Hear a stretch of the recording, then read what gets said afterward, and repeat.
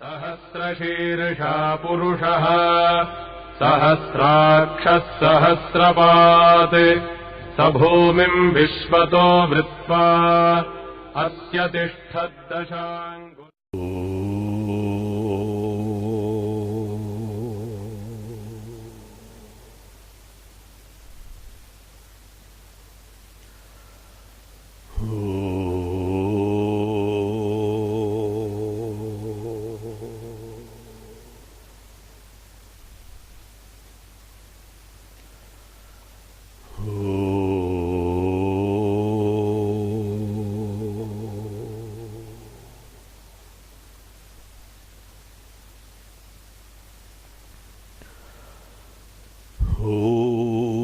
सदाशिवसमारम्भाम् शङ्कराचार्यमध्यमाम् अस्मदाचार्यपर्यन्ताम् वन्दे गुरुपरम्पराम्।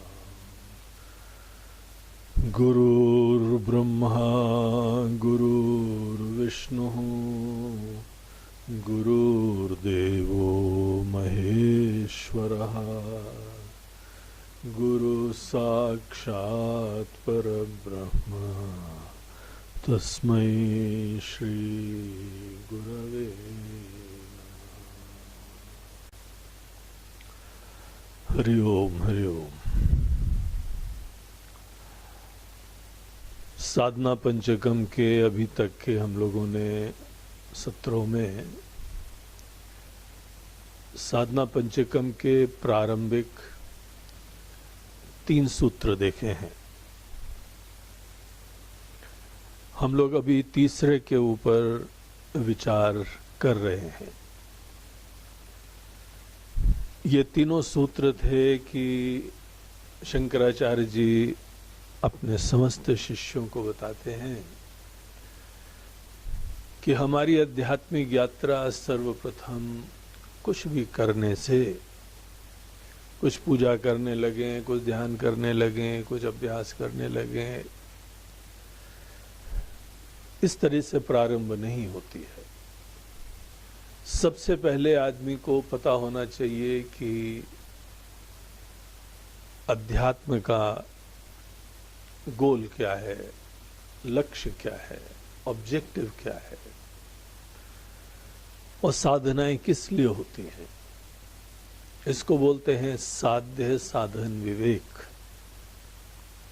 साध्य साधन विवेक हमारे अंदर सर्वप्रथम होना चाहिए। प्रॉब्लम की डायग्नोसिस होनी चाहिए और सॉल्यूशन का नेचर पता लगना चाहिए। जैसे हम किसी डॉक्टर के पास जाते हैं तो वो सर्वप्रथम हमारी समस्या की डायग्नोसिस करते हैं और लाइन ऑफ ट्रीटमेंट सुनिश्चित करते हैं। ये समस्त साधनाओं का ऑब्जेक्टिव क्या है और समस्या क्या है। यही आशय है कि वे दो नित्य मधीयताम,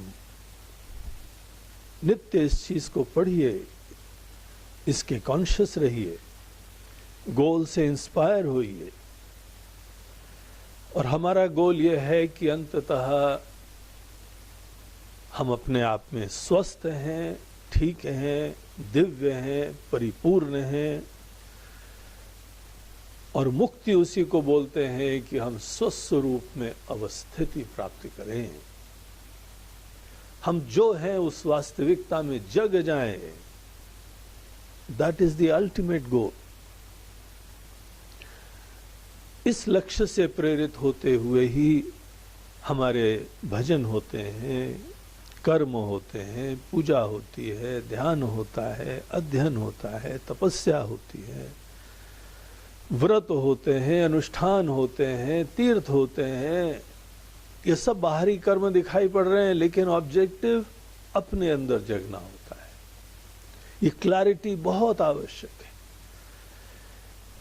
हम लोग ये देखते हैं कि यहाँ पे हजारों, लाखों, करोड़ों लोग धर्म के पथ पे आज भी आरूढ़ है, श्रद्धा आज भी टिकी हुई है, बनी हुई है। लेकिन ज्यादातर ये श्रद्धा अंधी है। आदमी क्या कर रहा है, क्यों कर रहा है, ये पता नहीं है। जब हम क्या कर रहे हैं, क्यों कर रहे हैं, ये बात खो जाए और उसके उपरांत भी ये कार्यक्रम चलता रहे तो उसी को अंधश्रद्धा बोलते हैं। तो हम सबसे पहले इसी चीज को अपनी प्राथमिकता समझते हुए कुछ भी मैकेनिकली करने के लिए, बस लोग कर रहे हैं, बड़े बुजुर्ग कर रहे हैं, हमको बोला है करने को, that is not the way which Bhagwan Shankaracharya ji advices. वो बोलते हैं कि आप तो जगिए, अपनी सच्चाई में जगने का लक्ष्य रखो और उसके उपरांत ही हम किसी भी दिशा में कुछ भी करने के लिए प्रवृत्त हो। जिस यात्री को अगर यही नहीं पता है कि वो कहां जा रहा है, वो यात्री नहीं है,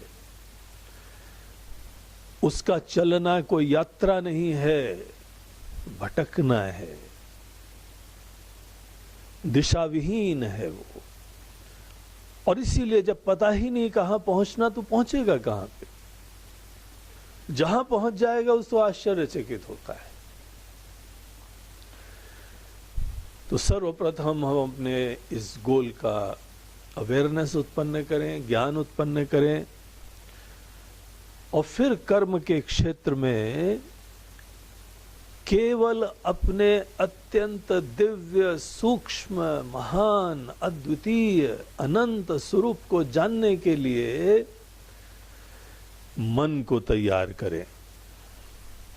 मन की तैयारी के लिए ही कर्म के क्षेत्र में इंसान जाता है। दाढ़ी बनाने से पहले हम उस्तरा पहना कर रहे हैं, सुंदर पेंटिंग बनाने के पूर्व अब हमको ब्रश को सुंदर बनाना है। आपको बहुत सुंदर सी आंखें बनानी है चित्र में, उतना ही फाइन ब्रश को रेडी करना पड़ेगा। दुनिया की सबसे महान, सुंदर, दिव्य सच्चाई को जानना है, इतनी सूक्ष्म सच्चाई को जानना है, तो मन को उतना ही सुंदर और सूक्ष्म बनाइए। इस लक्ष्य से प्रेरित होते हुए कर्म स्वनुष्ठीयताम, जो जो हमको कर्म बताए हैं अपनी प्रकृति, अपने प्रेम के अनुरूप, जिसके अंदर पहले ही हमारी रुचि है, प्रेरणा है, कर्तव्य है, आइडेंटिफाई ऑल दैट। ये वो क्षेत्र है जहां पे हम प्रेम से लग सकते हैं, जहां हमको और कोई जिम्मेदारी, कोई प्रलोभनों की जरूरत नहीं है। हम इस चीज के अंदर स्वेच्छा से प्रवृत्त हो सकते हैं, दिन रात लग सकते हैं, दिलो जान से लग सकते हैं। तो ऐसी चीजें आदमी को आइडेंटिफाई करनी चाहिए। गीता के अंदर भगवान ने इस संदर्भ में बताया है, स्वधर्मे निधनम श्रेयः परधर्मो भयावह।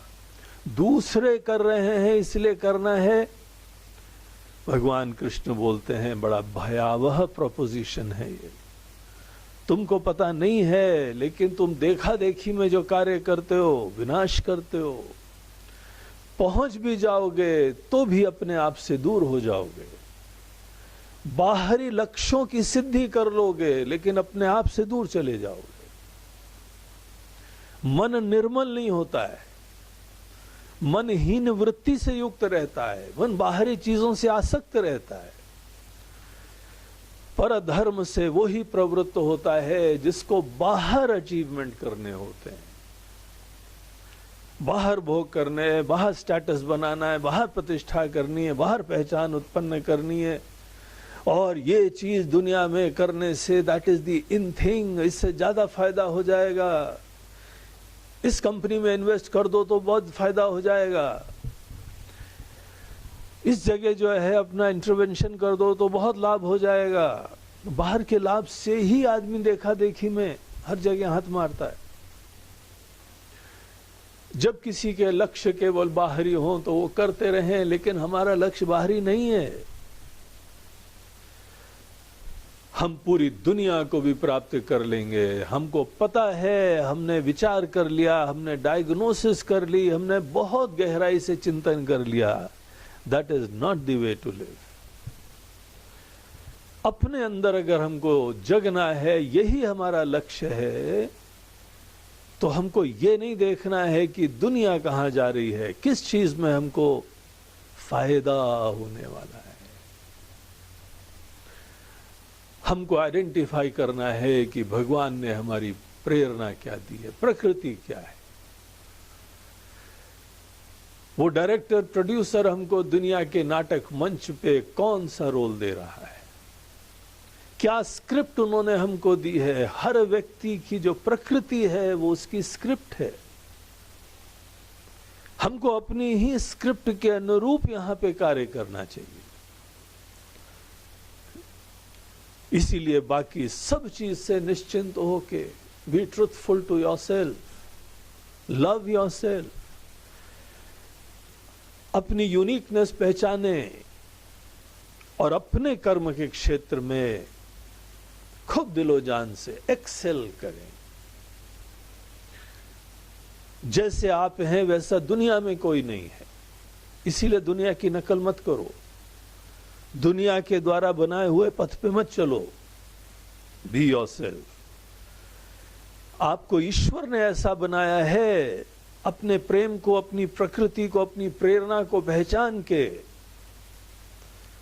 क्योंकि यही वो चीजें हैं जहां पे आप सही में प्रेम से काम कर सकते हैं। और प्रेम से काम करने का मतलब यह है कि आपको कोई फल की चिंता नहीं है, कोई रिकॉग्निशन की चिंता नहीं है, कोई दुनिया यहां पे देख रही है, दुनिया ने फायदा दिए हैं। That is not your motivation. हम अपने अंदर प्रेम से कार्य करने से एक पर्सनालिटी का इंटीग्रेशन करते हैं। हमारे समस्त जो है पहलू व्यक्तित्व के वो समन्वित होते हैं। जहां पे दिल लगता है वहीं दिमाग लगता है, वहीं इंद्रियां लगती हैं, वहीं प्राण लगता है, वहीं शरीर लगता है। हमारा शरीर, हमारे मन, हमारी बुद्धि, हमारी इंद्रियां, हमारे प्राण, हमारा दिल, सब चीजें क्या एक कार्य में मस्ती से लग सकता है, निश्चिंतता से लगता है। ये क्वालिटी, ये कैपेसिटी, ये इंपॉर्टेंट है हमारे लिए। ये बाहर के लाभ, ये इज्जत, ये फायदे, ये नहीं इंपॉर्टेंट है। हम जो जीवन में कार्य करें समग्रता से करें। स्वनुष्ठीयताम तद उदितम, जो भी हमारी प्रकृति वाले कर्म हैं, हमारे वर्ण और आश्रम के कर्म हैं, हम अपने वर्ण और आश्रम के कर्मों को ही स्वीकार करते हैं। This is what I am. और जो हम कार्य करेंगे दिलो जान से करेंगे, एक्सेल करेंगे, प्रेम से करेंगे, जुनून से करेंगे, निश्चिंतता से करेंगे, क्रिएटिवली करेंगे। That was the second step. तदुदितम कर्म स्वनुष्ठीयताम। एक बार कोई इंसान अच्छी तरीके से कर्म करने लगता है तो यहां आचार्य ने थर्ड स्टेप हमको इंट्रोड्यूस करा कि तेने शस्य विधीयताम अपचिति ही। अपचिति ही बोलते हैं पूजा को। तेन अर्थात उस कर्म के द्वारा ईशस्य अपचिति ही विधीयताम, ईश्वर की आराधना करिए। इस स्टेप के ऊपर हम लोग पिछले 2 बार से विचार कर रहे हैं और इसको हमने यहां पे इस प्रकार से रखा था आपके सामने कि देखिए अनेकों बार आपको दिखाई पड़ेगा यहां पे कुछ लोग बहुत अच्छी तरह से कर्म करते हैं, उनको जो काम दे दो बहुत अच्छी तरह से करते हैं, दिल से करते हैं। लेकिन एक बहुत इंपॉर्टेंट फैक्टर है, अगर उसके हम कॉन्शियस नहीं होते हैं, उसको रियलाइज नहीं करते हैं, तो अच्छे कर्म करने के उपरांत हम संसार के माया के फंदे से नहीं निकल पाते। इसीलिए दिस इज एक्सट्रीमली इंपॉर्टेंट। खासकर उन लोगों के लिए बहुत महत्वपूर्ण है जो मेहनत करते हैं। देखिए कितने सारे लोग हैं यहां अपने परिवार के लिए दिलो जान से काम करते हैं, समाज के लिए काम करते हैं, देश के लिए काम करते हैं। उनके इंटेंशन सच्चे हैं, खूब अच्छी तरीके से दिन रात एक कर देते हैं। लगता है अपने लिए जी नहीं रहे हैं, किसी और के लिए उन्होंने जीवन को कुर्बान कर दिया है। ऊपर से ये अच्छा लगता है देख के, लेकिन अंततः किसी भी गुण का औचित्य की प्रामाणिकता किस चीज में होती है? अंततः आध्यात्मिक ज्ञान की पात्रता उत्पन्न करने में ही औचित्य की प्रधानता होती है। धर्म की वास्तविक स्वरूपता मोक्ष के संदर्भ में स्थापित होती है।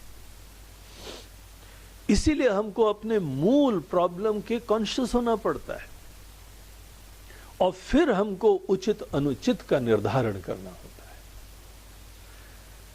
यह आदमी अपनी परिवार के लिए फकीरी से जी रहा है, तपस्वी की तरह जी रहा है, अपने खाने पीने, कपड़े लत्ते, घूमने फिरने, भोग विलास, किसी चीज की चिंता नहीं है। परिवार के लिए, परिवार के लिए, परिवार की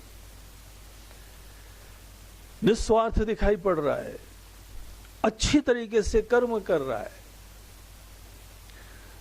लेकिन अंततः उसका मन रूपी मुकुर साफ नहीं हो रहा है। इस कैटेगरी में करोड़ों लोग यहां दुनिया में, केवल हमारे धर्म के नहीं, दुनिया में समस्त धर्म के लोग इसमें परिवार के कल्याण के लिए सतत समर्पित हैं। अगर ऐसे ही निस्वार्थ है और सुंदर कर्म कर रहे थे तो उनका मन रूपी शीशा साफ होना चाहिए ना, क्यों नहीं हो रहा है? अभी भी उनके अंदर एंजाइटीज हैं, चिंता है, टेंशन है, तनाव है, ईगो की समस्याएं हैं। उनके कर्म के अंदर ईगो का इफेसमेंट नहीं हो रहा है। हमको जो है यही अपना लक्ष्य रखना होता है कि कर्म के क्षेत्र में शनै शनै हमारी निस्वार्थता बढ़ती चली जाए। जो आदमी इस चीज का विवेक प्राप्त कर लेता है वही बड़भागी है, वही बुद्धिमान है। हम ऐसे अनेकों लोगों को जानते हैं जो कि बहुत अच्छी तरह कर्म करते हैं, समाज के लिए कर्म करते हैं, लेकिन उनके दिल में अभी बड़ी अशांति है, बड़ी उथल पुथल हुआ करती है। और आपको पता है, किसी के अंदर अशांति, किसी के अंदर उथल पुथल केवल एक स्वकेंद्रित प्रतिक्रिया है, विकार है, सेल्फ सेंटर्ड प्रॉब्लम होता है। हमको अच्छा लगा, हमको नहीं अच्छा लगा, ये हमको अच्छा लगा, हमको नहीं अच्छा लगा, यही उसका बेसिस होता है। ये बात को देखने की जरूरत है। यहां पर तीसरे कदम में जो आचार्य बताते हैं, तेने शस्य विधीयताम अपचिति ही, उसमें इस पहलू के कॉन्शियस होने की बात बताई गई है। सूक्ष्म चीज है, विचारणीय चीज है, लेकिन जो आदमी समझ जाता है वो ही इस अध्यात्म के तीर्थ पे जाने के लिए तैयार हुआ करता है। इस बात को यहां पे आचार्य हमको इस तरीके से प्रस्तुत करते हैं कि कर्म को पूजा बनाओ। अगर हमारे कर्म पूजा होते हैं तो आपको पसंद है, आपको नहीं पसंद है, यही बात तो खत्म होती है। पूजा के अंदर क्या विशिष्टता है? पूजा वो विशिष्ट कर्म है जहां पे थोड़ी देर आपको अच्छा लगा, आपको नहीं अच्छा लगा, इससे रहित होकर काम करा जाता है। हम लोग थोड़ी देर पूजा में जब भी काम करते हैं, भगवान को ये फूल अच्छा लगता है, भगवान को ये प्रसाद अच्छा लगता है, भगवान को ये रंग अच्छा लगता है, हमारी देवी, हमारे देवता, हमारे गुरुदेव जो भी हैं उनको ये अच्छा लगता है, ये प्रस्तुत करो। ये उनके मंत्र हैं, ये उनके भजन हैं, पूरे प्रेम से आप किसी को भी इनवाइट करते हैं, उसको ये अच्छा लगता है, उसको नहीं अच्छा लगता है। जिस समय आप कहीं पर भी किसी की आराधना, पूजा, सेवा कर रहे हैं और केवल उसकी खुशी के कॉन्शियस होते हैं, और इस प्रोसेस में आपकी कोई चिंता नहीं है, it is something to be discovered. बहुत सुंदर चीज। ऐसे कर्म को ही पूजा कहते हैं, यज्ञ भाव से युक्त कर्म कहते हैं। यत् करोषि यदश्नासि यज्जुहोषि ददासि यत् तपस्यसि कौन्तेय तत्कुरुष्व मदर्पणम। गीता के अंदर भगवान कहते हैं, अर्जुन ये एम करो, ये क्वालिटी तुम्हारे आत्म के ज्ञान के लिए, परमानंद की प्राप्ति के लिए, परम शांति की प्राप्ति के लिए, प्रबुद्ध होके जीने के लिए, एनलाइटेंड लाइफ के लिए, मोक्ष रूपी परम पुरुषार्थ की सिद्धि के लिए, this is what is required. इसीलिए चिंता मत करो दुनिया में, अरे फॉरगेट इट। ये पूरा कनेक्शन देखिए, जो भी यहां पे कर्म होता है, अगर आप अपने बारे में निश्चिंत हो के किसी की खुशी के लिए आप कार्य करने के लिए अपने मन को तैयार करते हैं, न अपने स्वार्थ की चिंता है, न नाम शोहरत की चिंता है, न धन दौलत की चिंता है, ये डिपार्टमेंट हमने भगवान को समर्पित कर दिया है। जो भी वो देंगे, हम तो हर चीज में खुश रहना जानेंगे, वो सीखेंगे उस क्वालिटी को, हम अपने आप में खुश रहना जानेंगे, कुछ आए नहीं आए तब भी हम खुश रहना जानेंगे। हमारा गोल तो यही है, ऑब्जेक्टिव यही है कि कोई भी हम कार्य करते हैं दिलो जान से, मस्ती से, निश्चिंतता से। अपनी निश्चिंतता, इसका समावेश, इसको हर पल जीना, ये अपनी पूर्णता को अफर्म करता है। ऐसे लोग ही के मन में ये विश्वास विद्यमान है कि आत्मा ब्रह्म होती है, आत्मा परिपूर्ण होती है, आत्मा आनंद स्वरूप होती है। जो व्यक्ति अगर इस लक्ष्य के लिए आगे बढ़ना चाहते हैं, उनको क्या करना चाहिए? देखिए यहां पे इसके कॉन्सिक्वेंसेस कितने बड़े होते हैं। अनेकों लोग दिन रात ये अध्ययन करते रहते हैं, आत्मा का ज्ञान प्राप्त करना है, लेकिन कर्म के क्षेत्र में उनके अंदर दूसरी चीजों से प्रेरणा होती है, मोटिवेशन होते हैं, और चिंता हो रही है, उसने ऐसा कर दिया, उसने वैसा कह दिया, हमको इससे तो उम्मीद नहीं थी और ये तो प्रतिकूल हो गया। फर्क क्या पड़ता है? अगर तुमको सही में विश्वास है कि आत्मा पूर्ण होती है, आत्मा ब्रह्म होती है, आप आनंद के धाम होते हैं, तो डज इट रियली मैटर? जीवन के ऐसे उतार चढ़ाव को स्ट्राइड्स में लेना सीखिए। ये किसी के मन की प्रॉब्लम है, किसी के विकार हैं, किसी के रोग हैं, किसी की समस्याएं हैं, भगवान उनका भला करे। ये दुनिया तो एक हॉस्पिटल है जहां पे हर आदमी कोई ना कोई प्रॉब्लम से युक्त होता है। हमारा हॉस्पिटल में ये बेड है, दूसरे का दूसरा बेड है, दूसरा रूम है, सबकी अपनी प्रॉब्लम है और सब स्वस्थ होना चाहते हैं, अर्थात सब अंततः अपने आप को परिपूर्ण जान के जगना चाहते हैं। इसीलिए कर्म के क्षेत्र में हम अच्छी तरीके से कर्म करें, ये एक चीज होती है। अपनी जिम्मेदारियों का निर्वहन कर दिया है हमने, बड़ी अच्छी बात होती है, लेकिन क्या मोटिवेशन था?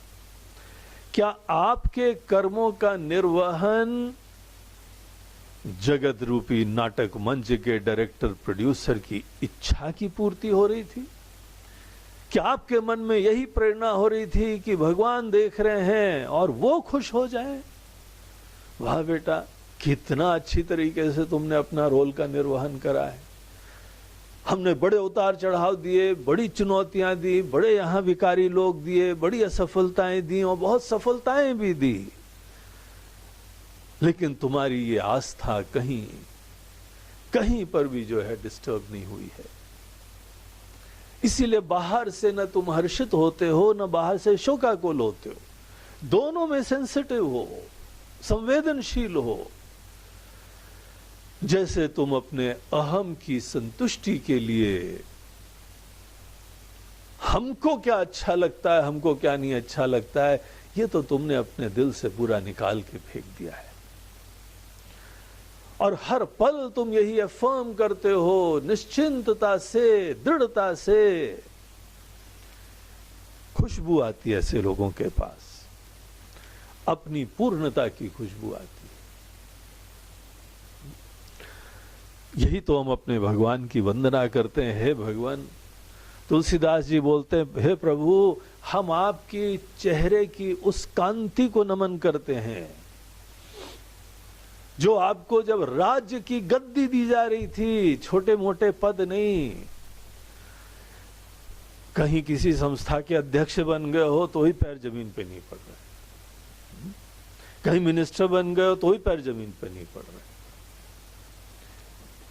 यहां भगवान राम को पूरे अयोध्या का राजा बनाया जा रहा था, और कैसे बैलेंस से, गरिमा से उन्होंने इस परिस्थिति को ग्रहण करा।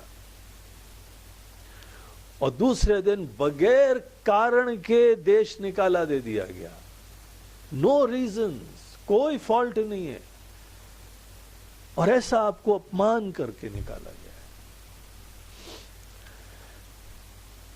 गोस्वामी जी बोलते हैं, भगवान, आपके हम चेहरे के उस बैलेंस को देख रहे थे, चेहरे की चमक को देख रहे थे जो धूमिल ही नहीं हुई। ऐसे लोगों को मिल के ही, देख के ही लगता है कि दुनिया कितनी आसार है उनके लिए। It has no meaning. उनके लक्ष्य, उनकी प्राथमिकताएं कितनी क्लियर हैं कि आत्मा ही ब्रह्म है, जगत मिथ्या है, सपना है।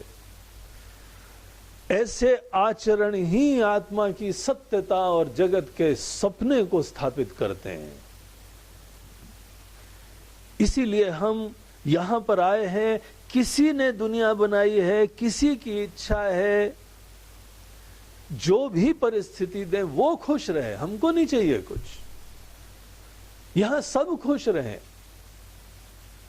लेकिन किसी व्यक्ति की खुशी नहीं चाहिए हमको। देखिए, जब कोई आदमी परिवार के लिए, समाज के लिए काम करता है तो उसके अंदर प्रॉब्लम यह है, उसने अपनी मनुष्य की समस्याओं के अंदर गहराई से समझा नहीं है, इसीलिए वो व्यक्ति की संतुष्टि के लिए काम करता है। हम किसी व्यक्ति की संतुष्टि के लिए काम करते हैं तो अभी भी दूसरे का या अपना ईगो प्रधान है, व्यक्ति की संतुष्टि नहीं है। उचित चीज है, उसकी इज्जत करो, उसको ब्रह्म स्वरूप जान के इज्जत करो। हम उसको देने वाले कुछ नहीं है। देखिए, अगर आप व्यक्ति को यहां प्रधान रख के एक दुनिया का निर्माण करेंगे तो आप भी कोई महान कर्ता बन जाते हैं। कई बार आप एहसान कर देते हैं, कई बार दूसरे एहसान कर देते हैं। ये सब वेदों के ज्ञान को नहीं प्राप्त करने का परिणाम होता है। जो आदमी वेदों का ज्ञान प्राप्त करता है, जिसकी गाड़ी वहां से प्रारंभ हुई है, वो न अपने आप को दीनहीन समझता है, ना हम किसी और को दीनहीन समझते हैं। हम अगर दूसरे की सेवा कर रहे हैं तो इसलिए नहीं कर रहे हैं क्योंकि हम उसका सुख कर दे। क्या मतलब है सुख का? केवल घर बार, नौकरी धंधा, रिश्ते नाते, गाड़ी घोड़ा, पैसा लत्ता, यही सब चीजें कर दोगे तो कोई सुखी रहेगा? यही डायग्नोसिस है हमारे जीवन की समस्या की, कि आदमी बहुत ही वेल ऑफ हो गए, क्या मतलब है, क्या क्राइटेरिया है आपका? नहीं, उनका पर कैपिटा इनकम अच्छा हो गया। अरे महाराज जी, सन्यासी लोग तो वो हैं जिनका पर कैपिटा इनकम कुछ भी नहीं। यहां पे जो संत लोग हमारे हैं उनका क्या पर कैपिटा इनकम है? ये क्राइटेरिया होता है क्या? ये अज्ञानी लोग, मोहित लोग, उनकी दुनिया के क्राइटेरिया है। इसीलिए फॉरगेट ऑल दिस क्राइटेरिया। केवल हमारा इकोनॉमिक लेवल, हमारा स्केल बढ़ाना, पैसे बढ़ा देना, ये सब हमारे गोल्स नहीं होते हैं। दूसरे की आप बेइज्जती करना बंद करो, ऑब्लाइज करना बंद करो। हम अपने नोशंस इंपोज करते हैं, तो ये चीजें जो है किनारे करते हुए, हम कोई नहीं है किसी को देने वाले। हर व्यक्ति को अपने अंदर जगना है, हमको जगना है, उसको जगना है। हमारी जागृति और दूसरे की जागृति के लिए हमारे समस्त प्राथमिकताएं सुनिश्चित होती हैं। बच्चों के लालन पोषण का तरीका क्या है? केवल काम धंधे पे लगा दो, केवल पैसे की कमाई के लिए जुगाड़ कर दो।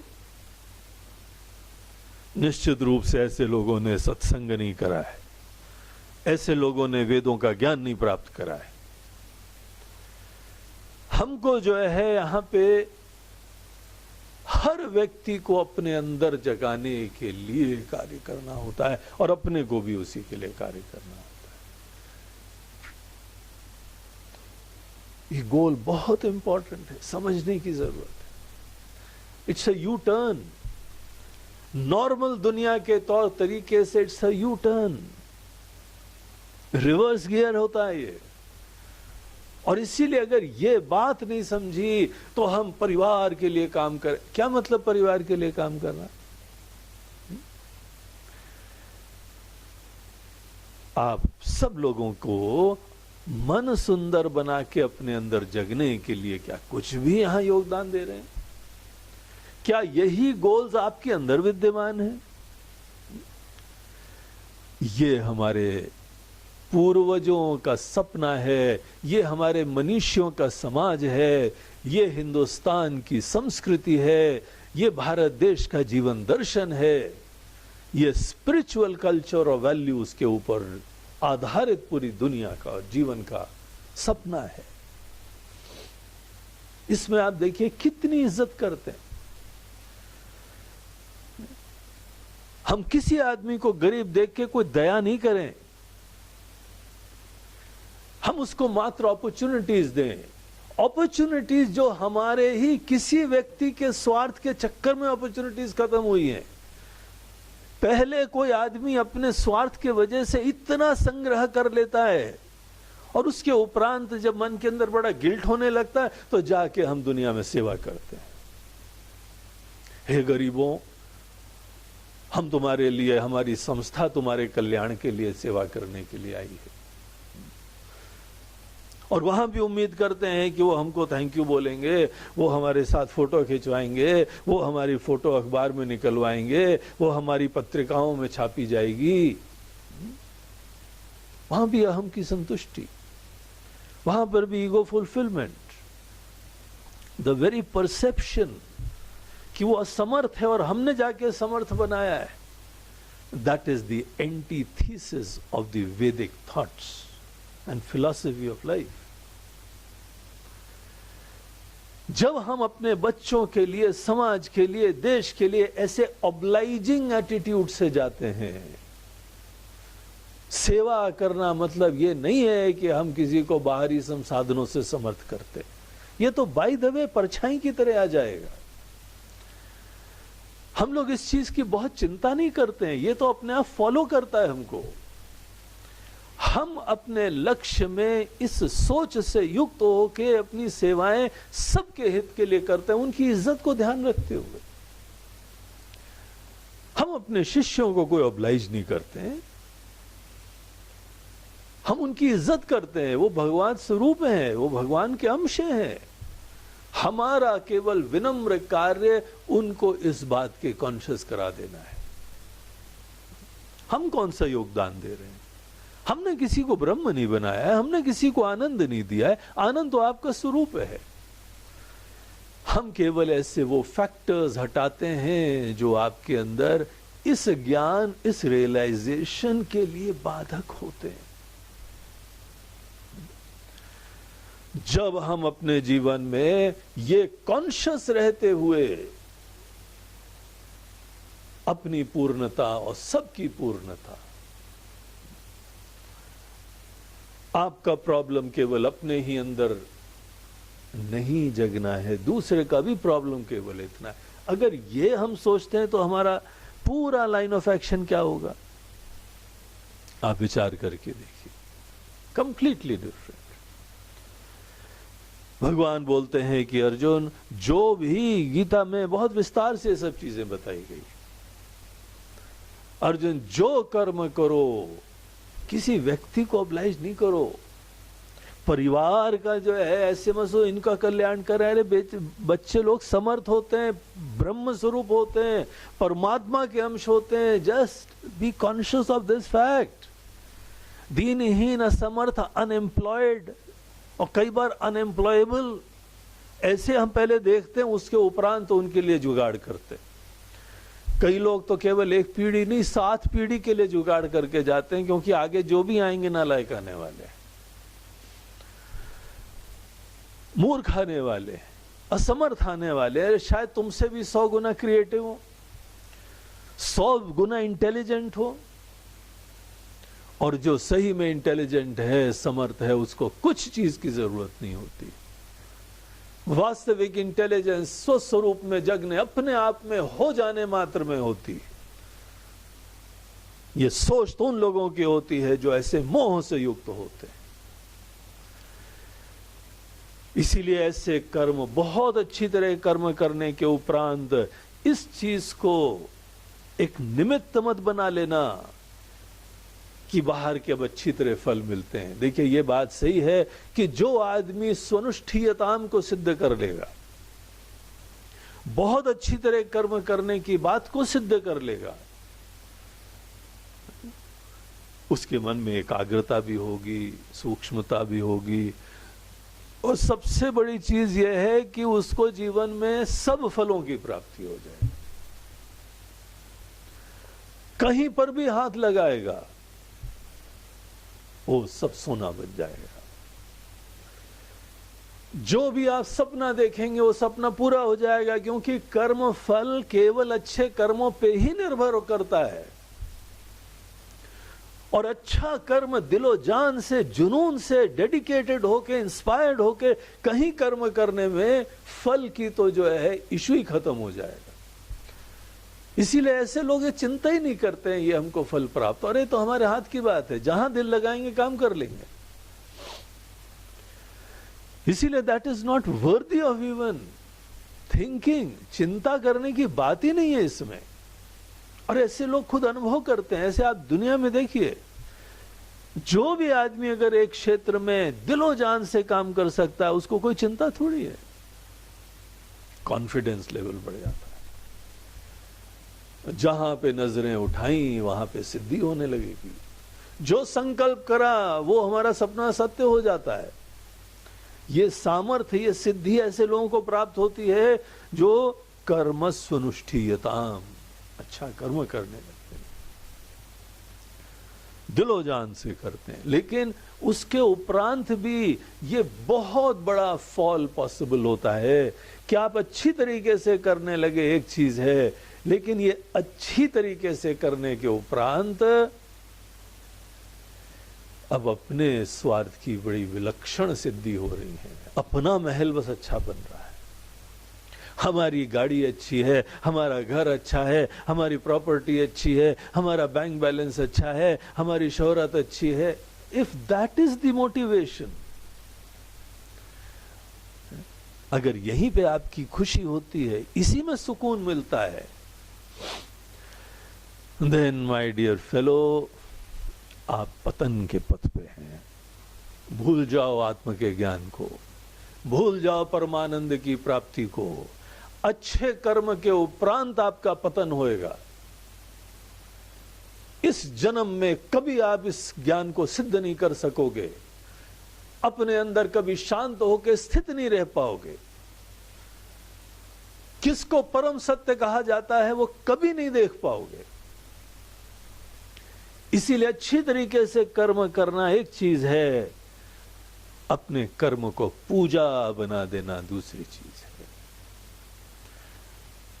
इसका ये इंप्लीकेशन होता है कि आप कर्म जब पूजा के लिए करते हैं वो भी उतनी अच्छी तरीके से करिए जैसे आप कोई अपनी वासना की, सपने की पूर्ति के लिए आपने दिलो जान लगाया था ना, समग्रता से सब कुछ लगा के।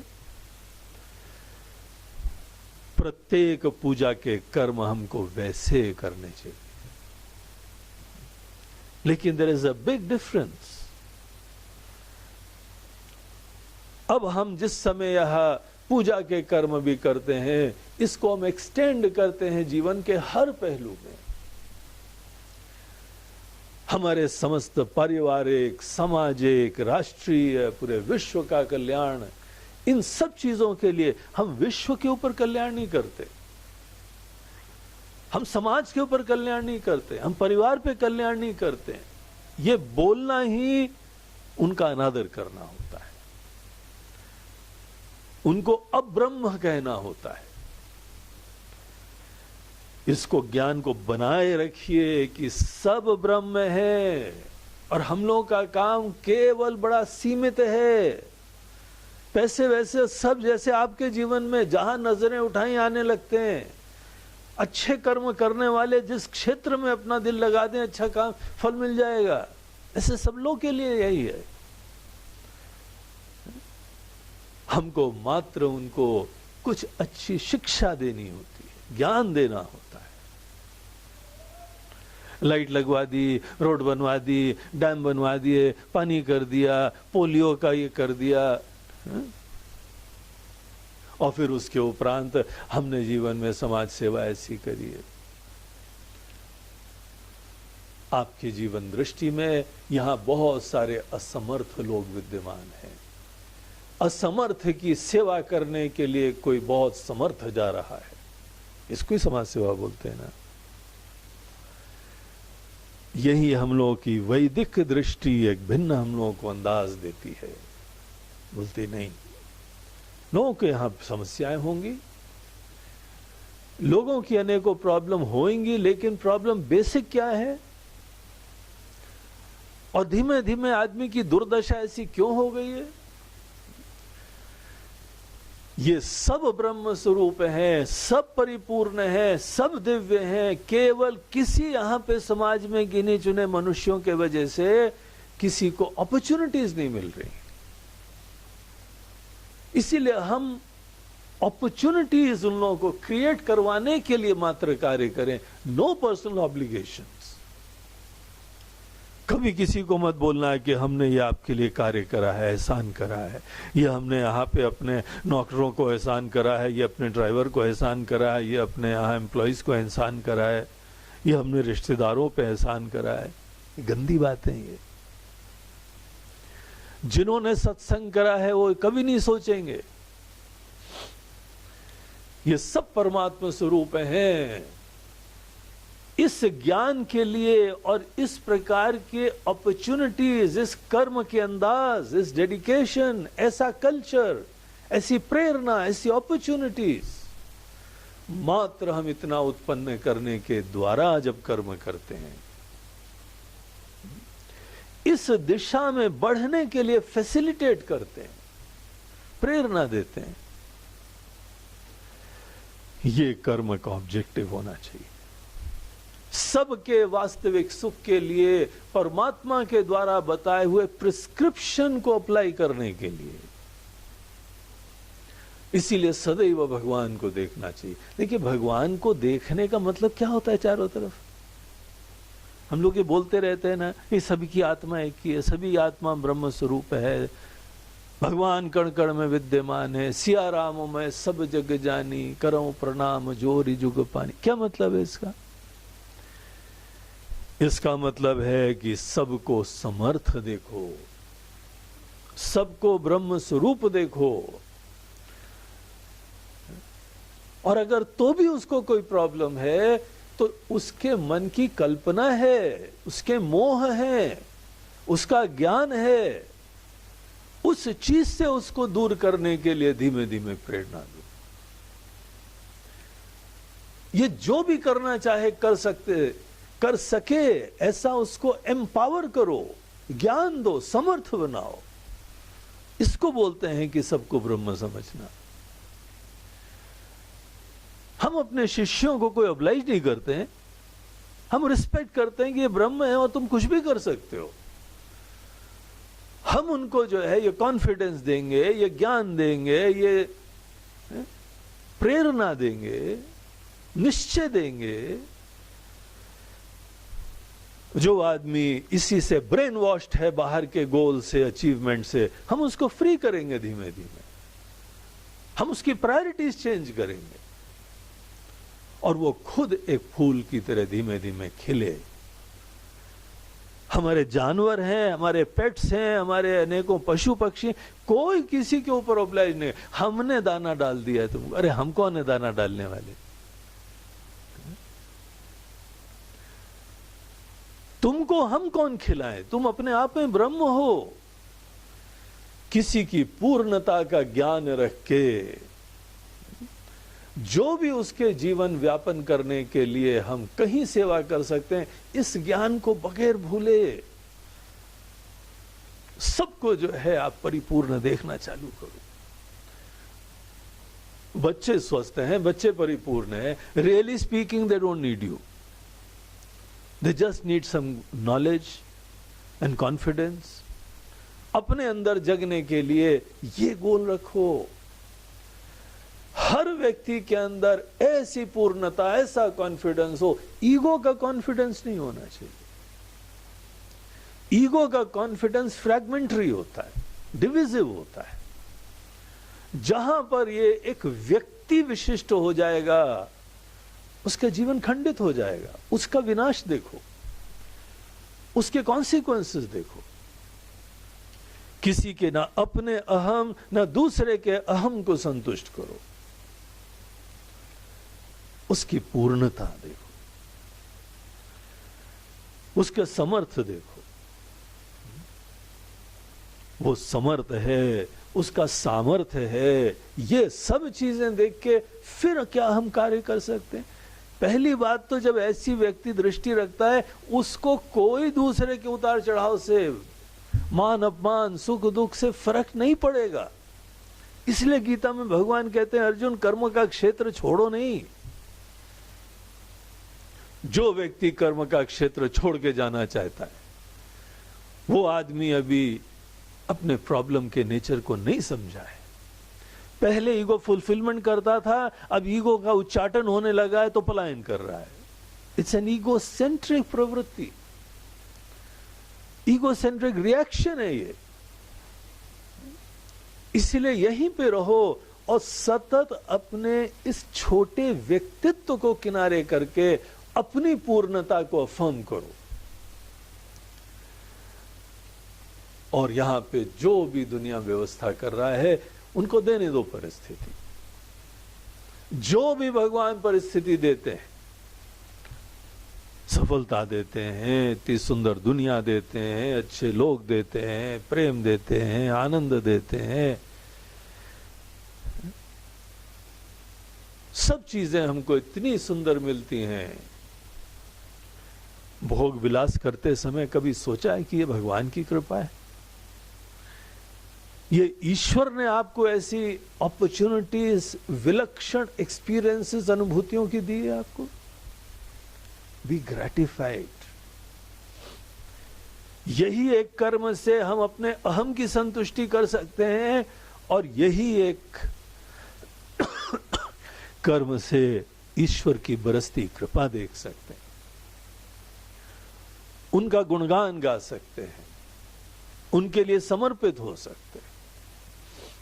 एक पैराडाइम शिफ्ट हो जाता है। तो अपने कर्मों के द्वारा सतत ईश्वर की पूजा करो। प्रत्येक कर्म के द्वारा सबको भगवत स्वरूप समझते हुए, किसी को ऑब्लाइज नहीं करते हुए, न खुद जो है करने का अभिमान है, न दूसरे के ऊपर एहसान है, क्या तब कोई सेवा होती है? यही अवतार पुरुष की लीलाओं से सीखा जाता है। यही हम संतों के जीवन से सीखते हैं। इसीलिए संतों का जीवन, ये रामायण भागवत ये सब पढ़ के हमको ये सीखना चाहिए, भगवान यहाँ पे सबको पूर्ण समझते हैं, वो अपने आप को भी पूर्ण समझते हैं। जो व्यक्ति अपने को पूर्ण समझ रहा है, वो सबको पूर्ण समझ रहा है, अपने अंश समझ रहा है, आनंद स्वरूप समझ रहा है, स्वस्थ समझ रहा है, दिव्य समझ रहा है, ऐसी इज्जत प्रदान कर रहा है, उसके कर्मों का क्या नेचर होगा? ये परिस्थितियां बताएंगी आपको, ये लोग खुद बताएंगे कि हमको ये प्रॉब्लम है, प्लीज हमको इसमें मदद कर दीजिए। और हम अपनी बुद्धि से निश्चय करेंगे, अगर सही में ये उनके लिए बाधक बन रहा है, थोड़ा बहुत मदद करेंगे, उसके बाद कोई चिंता नहीं। इस ज्ञान को हम ऐसे एसिमुलेट करते हैं अपने दैनंदिन जीवन में।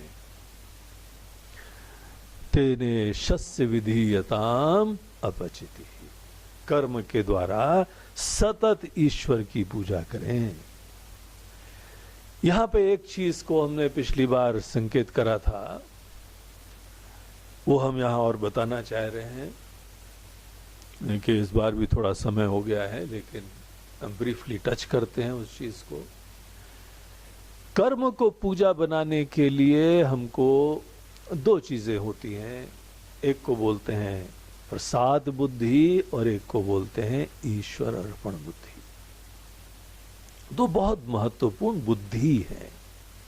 बुद्धि मतलब हमारी दृष्टि है, सोच है, निश्चय है। बुद्धि जहां शब्द यूज होता है मतलब निश्चय हमारा है, दृढ़ निश्चय। जिस व्यक्ति ने ये दो बुद्धि अपने जीवन में उतार ली, दो निश्चय उतार लिए, तभी जाके हमारा कोई कर्म पूजा बनता है। अगर आदमी ने ये बुद्धि का समावेश नहीं करा, तो आप मंदिर में भी चले जाएंगे, तीर्थ स्थानों में भी चले जाएंगे, लंबे चौड़े अनुष्ठान भी करेंगे, तो सही में आपने शायद पूजा करी ही नहीं है। इसीलिए जो कर्म पूजा में परिवर्तित कर दिया जाता है, उसको पूजा बना दिया जाता है, उसके पीछे ये दो बुद्धि ही रहस्य होती है।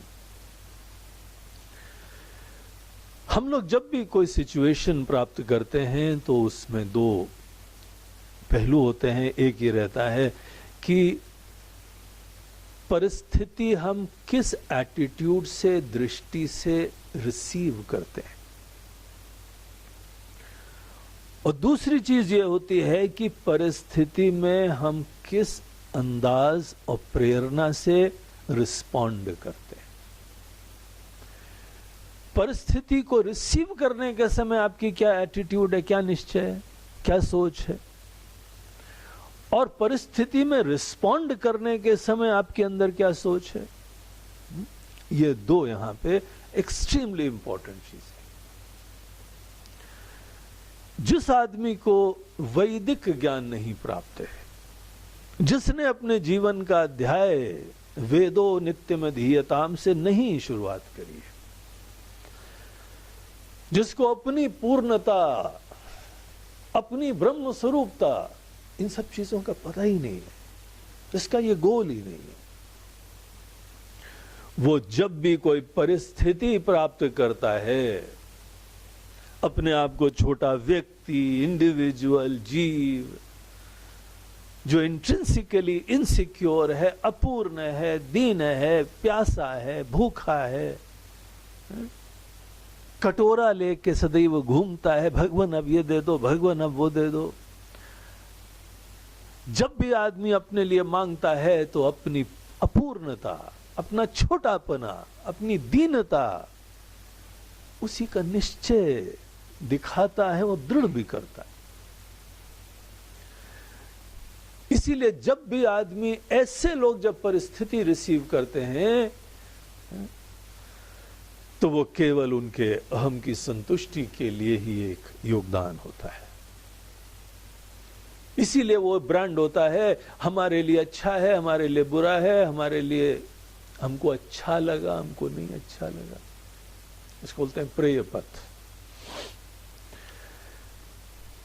उसने ये कहा हमको अच्छा नहीं लगा, उसने ये कहा हमको बहुत अच्छा लगा, उसने ये दिया हमको बड़ा अच्छा लगा, उसने ये नहीं दिया हमको बिल्कुल अच्छा नहीं लगा। हमको अच्छा लगा, हमको नहीं अच्छा लगा। परिस्थिति हम किस तरीके से रिसीव करते हैं, जो भी यहां पे परिस्थिति को रिसीव करने का अंदाज है, ईगोइस्टिक, छोटी बुद्धि, अज्ञानी लोग, जीव भाव को ही सत्य समझने वाले लोग, ऐसे लोग भिन्न दृष्टि से लेते हैं। वहां पे या तो हमने करा है या किसी और ने करा है, वहां कर्ता जीव ही होता है।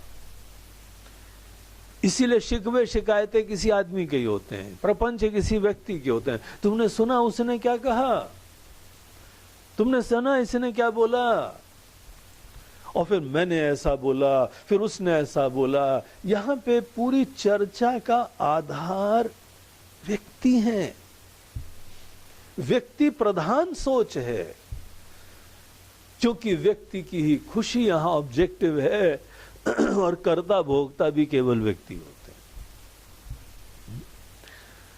जो आदमी ऐसी दृष्टि से परिस्थिति को रिसीव करता है, उसको अभी पता नहीं है कि पूजा कर्म क्या होता है। पूजा कर्म ये होता है जहां पे आदमी जो भी परिस्थिति आती है, कैसी भी परिस्थिति आती है,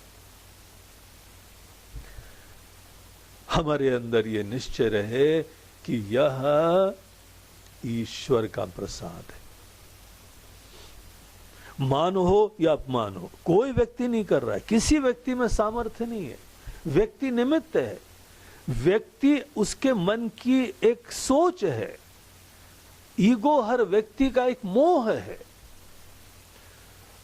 वो भले अपने अंदर ये मोह से युक्त होके अपने ऊपर बर्डन रखे ये काम कर रहा है कि हमने करा, हमने नहीं करा, ये उसका प्रॉब्लम है।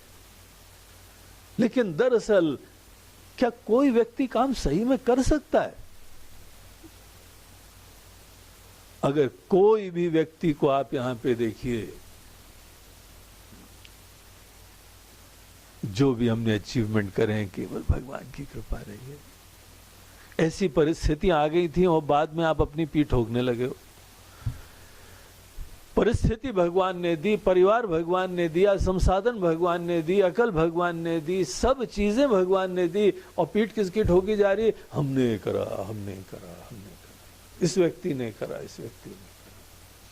What a shallow thinking! कितनी गलत सोच है जीवन की। यहां पे आप हर व्यक्ति के जो भी कर्म है, वो अपने मन में कोई भी नोशन रख रहा हो,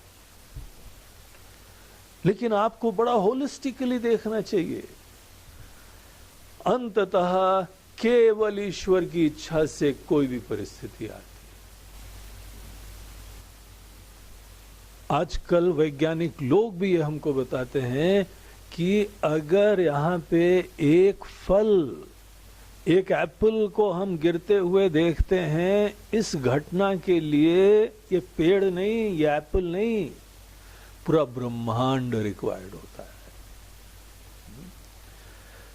ये अगर एप्पल गिरा, ये सेब का फल नीचे अगर गिरा है, तो इसके लिए यहां ग्रेविटी चाहिए, गुरुत्वाकर्षण शक्ति चाहिए। और पृथ्वी के अंदर, ये मट्टी के अंदर ये ग्रेविटी विद्यमान है, उसके लिए क्या चाहिए?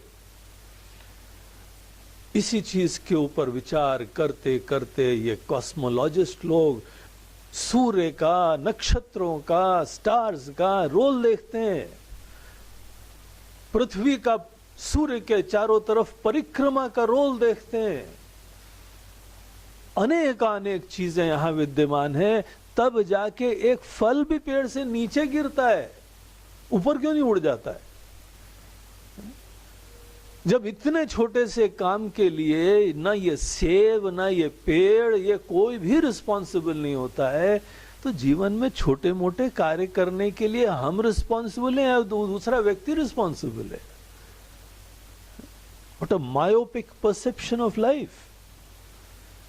ना समझिए ये। हमारे अंदर यही निश्चय होना चाहिए, एक समष्टि दृष्टि से होलिस्टिकली हम देखें कि भले यहां पे दूसरा व्यक्ति सोच रहा हो हमने करा, उसने करा, लेकिन विवेकी आदमी इस प्रकार से देखता है कि जिसने ये पूरी प्रकृति के नियम बनाए हैं, संसाधन बनाए हैं, शरीर बनाए हैं, उनके सामर्थ्य दिए हैं, दरअसल उस अनसीन हैंड का योगदान है। ये सच्चाई है, इसको ध्यान रखो। इसीलिए अपने व्यक्तित्व और दूसरे के भी ईगो को बाधित करो। No importance to individuals. सच्चाई देखने का सामर्थ्य है। जो भी परिस्थिति यहां पे आ रही है, ये अंततः उस विधाता की इच्छा से आ रही। देखिए, अगर आपको मुसीबत आनी है ना, थोड़ी जीवन में आवश्यक है। ये मत समझना कि मुसीबत भगवान अपने प्रति जो आदमी भक्त नहीं है, गुस्सा है, उन्हीं को देते हैं। कुछ नहीं है। हर व्यक्ति को मुसीबत आनी चाहिए जीवन में। It's very important. आपके जीवन के कल्याण के लिए बहुत महत्वपूर्ण है। आपको जीवन में छोटे मोटे कष्ट प्राप्त हों, बच्चों को भी छोटे मोटे कष्ट प्राप्त हों, जल्दी दूर मत करो, उनका विनाश करोगे आप। कष्टों से गुजरना हर व्यक्ति के लिए इंपॉर्टेंट होता है। इसीलिए अगर कोई भी व्यक्ति आपको कष्ट दे रहा है, भगवान चाहते हैं आपको थोड़े जीवन में कष्ट प्राप्त हो। अरे पहाड़ों में जाओगे, घाटियों में जाओगे तो उतार चढ़ाव आएगा ही ना, तभी तो पहाड़ की यात्रा का आनंद होता है। तो जब आपको जीवन में कुछ उतार चढ़ाव को फेस करना है, तो किसी ना किसी को तो निमित्त बनना पड़ेगा। उस निमित्त का क्या दोष है? पोस्टमैन खबर लाया है तो पोस्टमैन के ऊपर क्यों जाए प्रपंच कर रहे हो?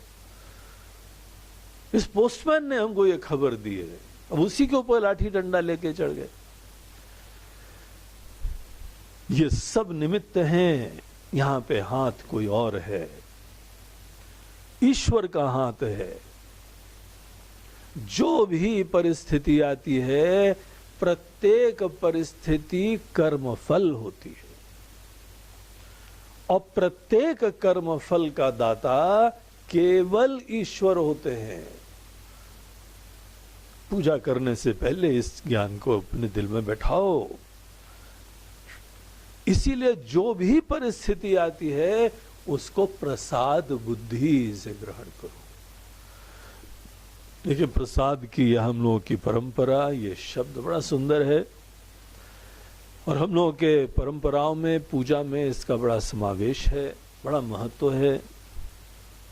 जो भी अपनी संस्कृति से अवगत व्यक्ति है, उसको जब बोलोगे प्रसाद है भगवान का, देखिए कितने अहोभाग्य से, कितने अंदाज से हाथ को जो है आदर से आगे करके प्रसाद लेने का तरीका होता है कि हम अपने हाथ को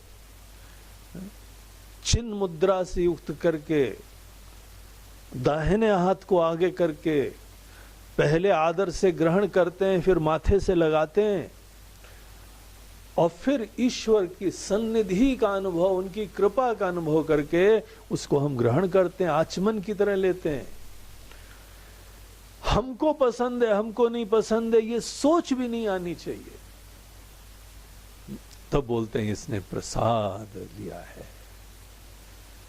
प्रसाद लेना ये सबको पहले सिखाना चाहिए।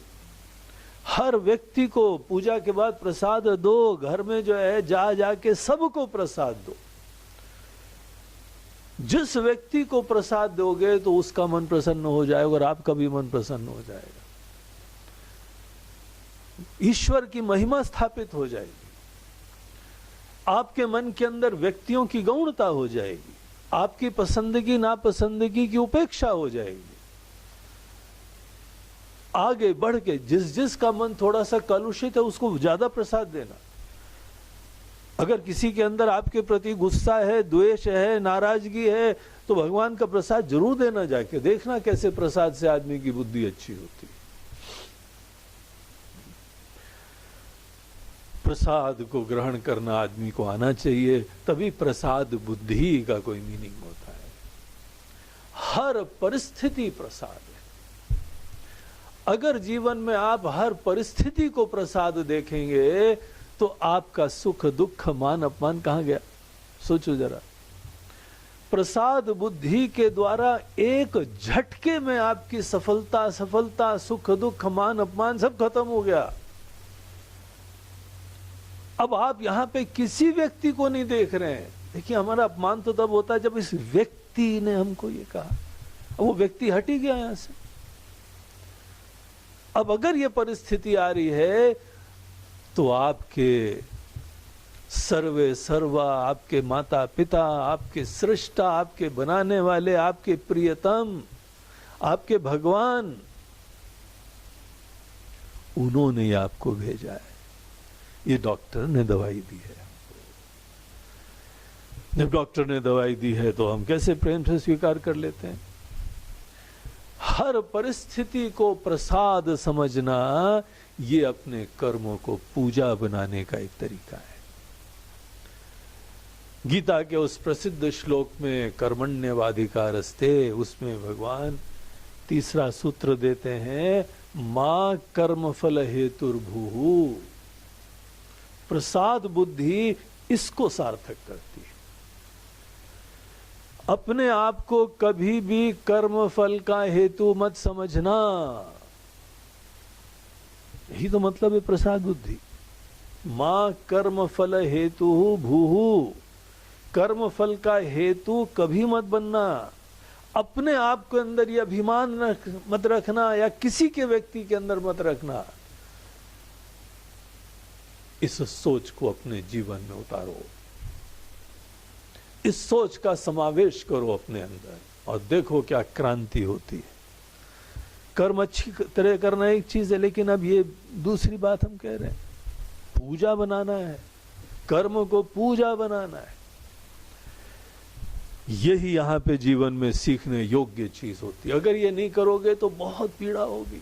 इसने ये बोलो हमको मोनिसत कैसा हो गया, हम तो बिल्कुल ही जीवन अभी निरुत्साहित हो गए, खत्म हो जाएगा, समाप्त कर लेंगे जीवन, हमसे सहा नहीं जाता है, अब हम ऊपर से छलांग मारने जा रहे हैं, कहाँ गई टंकी है? और ऊपर जो है पता लगा कि हीरो की तरीके से अब हम मौसी कूदने वाले हैं। अब दूसरे को डरा रहे हो, धमका रहे हो, और अपनी तरह से वो ब्लैकमेलिंग कर रहे हो, इमोशनल, खुद भी दुखी हो रहे हो। ये सब पीड़ा है प्रसाद बुद्धि मात्र ना होने के कॉन्सिक्वेंसेस। Discover that. प्रसाद बुद्धि के होने का मीनिंग क्या होता है। जो आदमी भी प्रसाद बुद्धि से युक्त है, ये ईगो का ट्रांजैक्शन नहीं है, ईगो टू ईगो डील नहीं है, ये ईश्वर की बरसती कृपा का एहसास है, धन्यता से। और ये मत बोलना भगवान ने मुसीबतें क्यों दी हैं। मुसीबतों में ज्यादा कृपा होती है। कुंती माता तो बोलती थी, भगवान हमको थोड़ी मुसीबत देते रहिएगा। हमारी बुद्धि ऐसी है कि जहां मुसीबत खत्म हो जाती है वहां पे हम अभिमानी हो जाते हैं, प्रमादी हो जाते हैं, आलसी हो जाते हैं, भोगी हो जाते हैं, और थोड़ी बहुत मुसीबत रहती है तो जगे रहते हैं, विवेकी रहते हैं। इसीलिए भगवान हमारे लिए मुसीबत बहुत इंपॉर्टेंट है। एकाग्रता अच्छी हो जाती है, डेडिकेशन होता है, सोचने की इच्छा होती है, सब कुछ केवल मुसीबतों में होता है। शरणागति की पॉसिबिलिटी होती है, इसीलिए सब में कृपा होती है। ईश्वर के द्वारा जो कुछ भी प्राप्त है, इस सोच का समावेश करो। हम भूलेंगे, कई बार हमारे अंदर से मन में चला जाएगा, नो प्रॉब्लम। हमारा दोष ये नहीं है कि हम कभी भूल जाते हैं, भूलना हर व्यक्ति के जीवन में स्वाभाविक होगा। डिपेंड करता है उसके पुराने संस्कार कितने प्रबल हैं। हमारा पुराना मोह इतना ज्यादा प्रगाढ़ है कि आके फिर से ओवर पावर करेगा, डजंट मैटर। साइकिल सीखते हैं तो गिर जाए तो कोई फर्क नहीं है, गिर जाओ तो फिर उठो, फिर सीखने की कोशिश करो, फिर से मन में यही सोच लाओ कि नहीं नहीं नहीं, सब भगवान के द्वारा करा हुआ है, सब पवित्र हैं, अल्टीमेटली भगवान की इच्छा ही अभिव्यक्त हो रही इस परिस्थिति में। इन व्यक्तियों को निमित्त बना के ईश्वर हमको जीवन में कुछ अनुकूल या प्रतिकूल परिस्थितियां दे रहे हैं। नो व्यक्ति इज इन्वॉल्व। देखिए, भगवान राम ने कभी भी कई और मंथरा को रिस्पॉन्सिबल नहीं समझा था।